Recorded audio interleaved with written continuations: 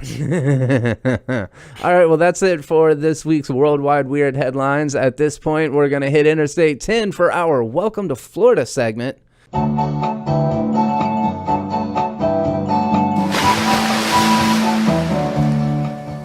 Florida man tells woman, hey, look at this, and pulls out his genitals before being charged with indecent exposure. That's... So I never understood the flashing thing. Like, I don't understand what the appeal is on the person who's flashing. I think we'll get into it probably in one of our fetishes out of all this huge list that I have. I mean, it's definitely a form of exhibitionism, and I agree with you. Like, how is that sexually gratifying or satisfying for you? Maybe it's just the thought of making somebody else uncomfortable. Maybe it's the thought of them seeing you naked that turns you on. But it does seem like it's been a thing for a long time. Like the idea of the male flasher, right? He got a fedora on and black sunglasses, and he wears one of those trench coats with nothing underneath it, and he just like runs up on you at bus stops. He's got black socks and dress pants on, or dress shoes, and he fucking opens up the trench coat. You know what I'm talking about? Yeah, he looks like the incognito mode on your cell phone. Yes, that guy. Yes, 100%. So this is a thing. It's something people do, and I like the. Hey, check this out. It's almost like it could have went the way where she looked and he had the OK sign below his waist so that he could punch her on the arm, but nope, it's his dick and his balls. Yeah, that's weird. I wonder if there's any female flashers. If this is a thing. I've never seen this. I think this is probably a male thing. It seems like it, because if you type in flasher clip art, which you do if you're making graphics, it's always going to be that same dude in the incognito mode, dude. Like, you fucking nailed it. The neighborhood watch guy, you know what I mean? The signs where it's like, this neighborhood watch me guy. Yeah. The neighborhood watch this guy. Yeah. I don't know, man. So this was at a Walmart? I thought it was. No. So that's pretty normal. Yeah. This was okay, I guess, excuse me, it was a liquor store. Either way. Pretty normal. A female employee in South Tallahassee reported, let's see, he was a 55-year-old man. He walked into the business, sparked up a conversation with her. The victim said that he started acting strange and pacing back and forth. Soon after, the woman said he walked behind a display, pulled out his penis, and showed it to her while saying, hey, look at this. Womack was able to leave the store and drive off. The police began an investigation on the incident and later identified him, who lived in Tallahassee. He was brought in July 30th for questioning. During the interrogation, they showed him a picture taken from the surveillance footage showing his dick, and he admits that he went into the store but claims that his penis was up because he had just walked out of the bathroom and forgot to put it away. He also denied that he asked the victim to look at his genitals. However, after reviewing surveillance video from inside the shop, deputies said that he never went to the bathroom. I love that excuse, too. You're just like walking out, and you're like, man, it's really breezy out there. Drafty. Yeah. They're like, dude, we have the entire thing on video. We just now showed you a clip from the video. Why are you lying? That's the funniest excuse. Like, I've never once in my life walked out and been like, oh, shit, it's just hanging out. No, nobody. No one has. No, maybe like an 80-year-old, somebody with dementia or some shit. Clearly not the case here. Like, my friend once, she sent me a picture of a dude, old man, and he was wearing like real high shorts, and they were at a restaurant, and you could see it's just no penis, just balls. Oh. The side. Like that, he's an old man. He just doesn't know what's going on. That's totally different. Man, there needs to be like, that's a tough situation. What do you tell him? Like, hey, dude. Well, and then too, old man balls, gravity starts working, so they hang more. Yeah, oh yeah. And that's like going to be one of those things. Like, if you wear your shorts too low as an old man, there's a good possibility you're gonna, hang a nut out. Like a cue ball and a fucking pair of stockings. Yes, exactly. All right. Well, okay. This one actually is from Florida, from Walmart. This is a video of a Florida man. I actually sent you the link to this one.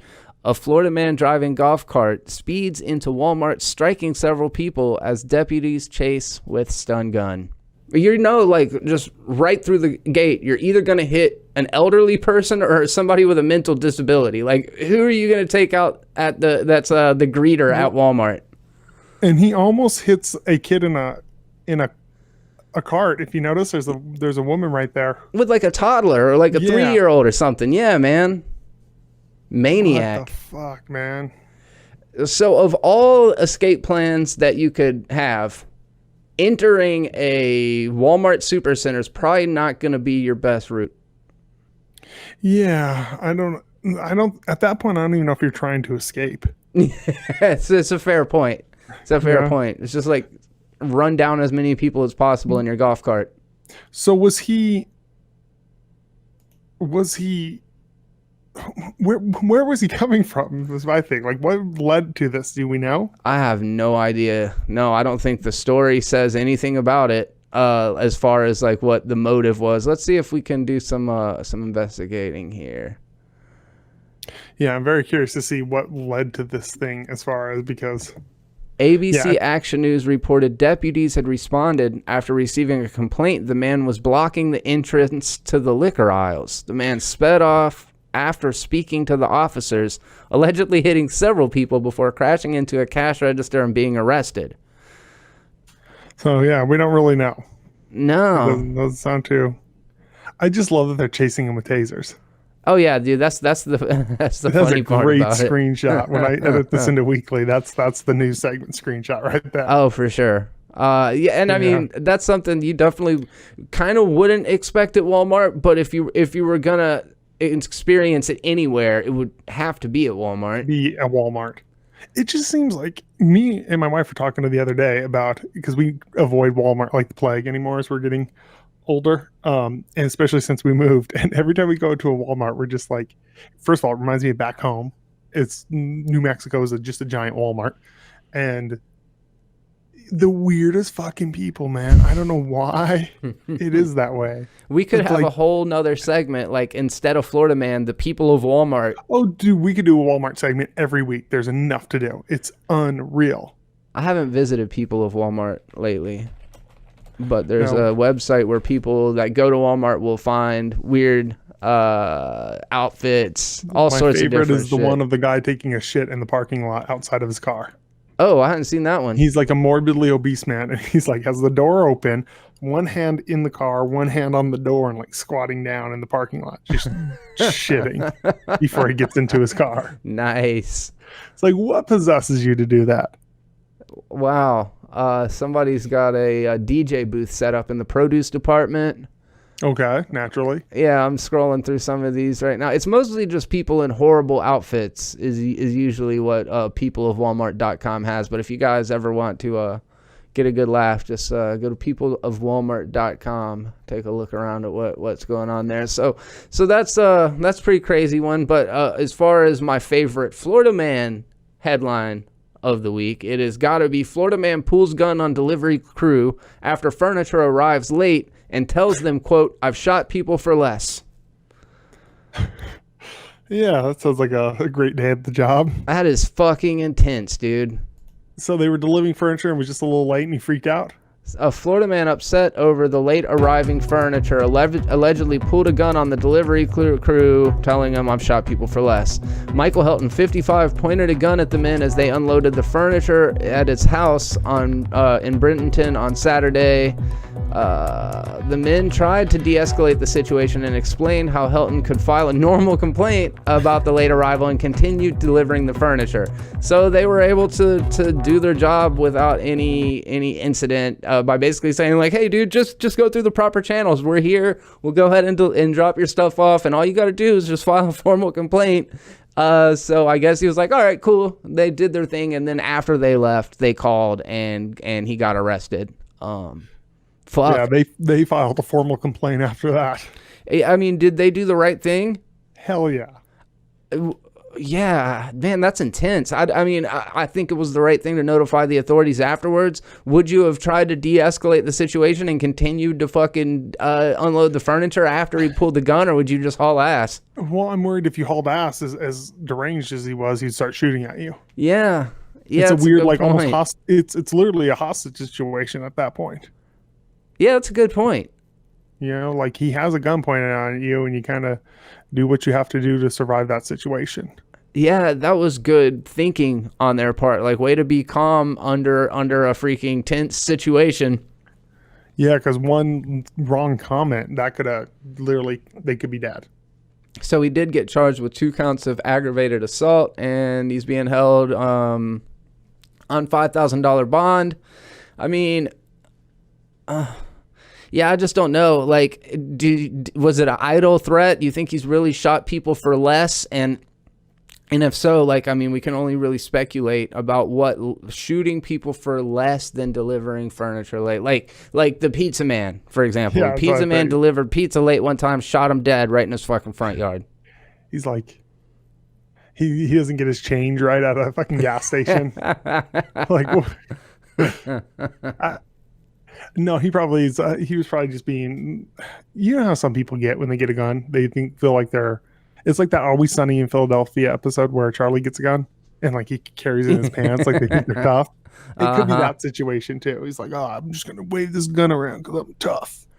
It's like Van Halen was better with David Lee Roth as the singer. Fucking shot people for less. He's like, shot someone for that comment. Holy shit, man. I think he misunderstood the whole stand your ground thing in Florida. It's yeah, like I think so. I think he took it a little extreme, man. Oh, what an asshole. He's like, your late delivery is an attack on my identity, and therefore it is an act of violence. That was his justification. So you work in sales, which is in a way, would you consider sales customer service? It is, right? My old job more than my new job. Did you ever encounter anybody that was just like completely irate? Have you ever had anybody threaten you, anything like that? Yes, and someone did threaten me once, and then I was always in suit and tie, and then I was a very young man at the time with my old company. I was probably like 24, and fast forward a week later, and he was an older like white dude, and I'm hanging out with my friends, and we're dressed how we normally dress outside of work when we're 24. And a couple of my friends, they're goons, like back home. And so we're walking through the mall. I'm like, yo, there's that dude who threatened me at work. So one of my friends, because he is who he is like, oh, no, fuck that, man. And runs up and gets in this dude's face. And is like, oh, well, you got something to say now? You got something to say? And this dude was so terrified. He had like tears in his eyes and everything. But at the same point, I'm like, dude, you kind of got what you deserved. Because you got up in my face like that. Oh, now you're not tough now if there's not a counter and I'm not in a suit. Yeah. And that was his whole thing. He goes, come on, do it. He's like, swing on him because you threatened him. And that was the only time I've ever had anyone threaten me. The other thing is like, I'll call your boss. And I'm like, I am the boss. I was the boss in my old job. I'm like, okay, I'm the boss, like whatever. That's my favorite flex. I did that at Subway one time when the woman was just like, it was something stupid, like the music we were listening to, like it was something weird. And she's like, can I speak to the manager? And I was like, yeah, hold on, I'll go get him. I walked around the corner and I walked right back out and I said, ma'am, can I help you? And she's just like, oh my God, you're the manager? I'm just like, yep, sorry about your luck. But no, I've never been threatened before. It's amazing the stuff people get pissed off about. Like for me, jewelry, dude, you should see how people freak out. I'm like, trust me, your $500 ring is fine. Like you're really freaking out over nothing. But I bet you even fast food, the stuff people freak out over is even more minuscule. Oh yeah, the most trivial stuff. I remember there was one time that my manager at the time, it was before I was the manager, and somebody had ordered a turkey sub, and I don't know what the miscommunication was, but this older black gentleman thought that Rick had called him a jive turkey, and it did not go well. Specific. It did not go well. Specific insult. Yeah, I was like, oh man, this is not good. And then so that was one of the weird ones. And then there's this thing like Memorial Day weekend. It was extremely big on Pensacola Beach. It's the weekend where it's like the Pride Festival. Like gays from all over the country come to Pensacola Beach for Memorial Day weekend to celebrate the Pride Festival. And we'd always have huge crowds of people that would come in because we're like the closest fast food to where the actual venue was. So it would be super busy all the way through Memorial Day weekend. And there were a couple of lesbians that came through, and one of them ordered a seafood and crab.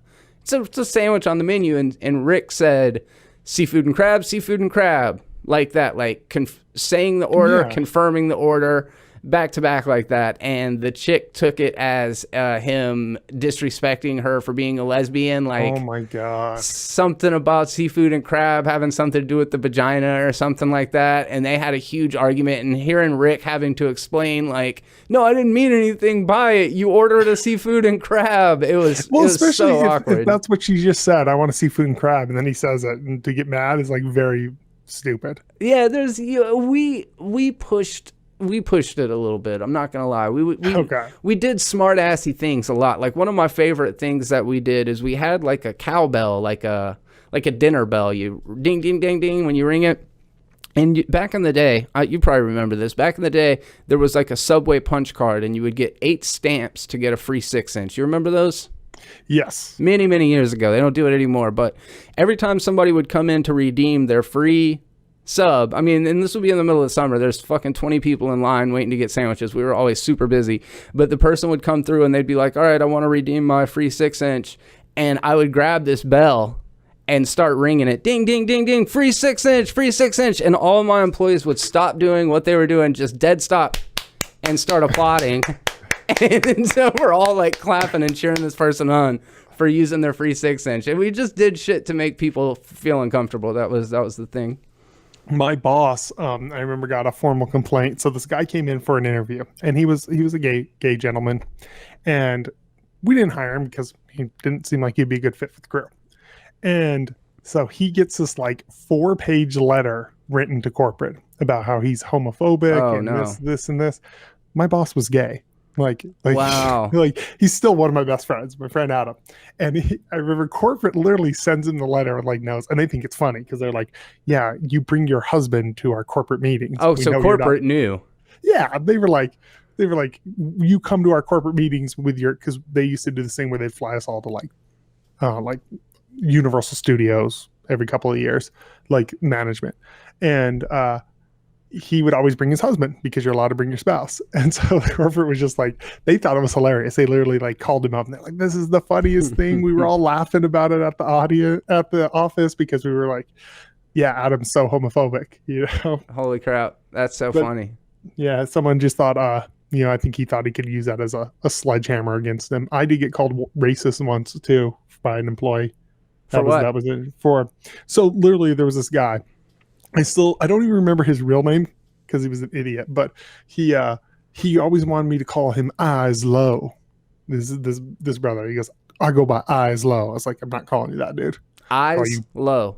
Yeah, okay. Eyes Low. I'm like, yeah, I'm not calling you that, dude. I'm going to call you Jacob, whatever the fuck his name was, you know? And he was lazy as shit. So I was always on his ass.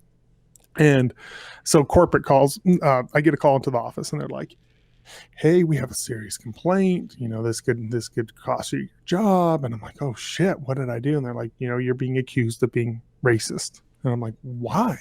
Who? And they said his name. I'm like, Eyes Low, really? That's who? Mr. Eyes Low. And they're like, yeah, what do you have to say about this? It's like, here's what I have to say. I pull up my phone, and I pull up my wedding picture, and I slide it across the table. And they literally pick it up. It's a picture of me kissing my wife, who, if you're new to the podcast, is a black woman. Kissing her. They look at it and go, yeah, I think this solves it. Literally. Like, can't somebody just be a piece of shit? Yeah. And here's my thing is, had I not been, I would have been probably lost my job. You know, had I, let's say it'd been you in a picture of your wife, that wouldn't have helped you, which is ridiculous. But yeah, so it's amazing, man. People are terrible.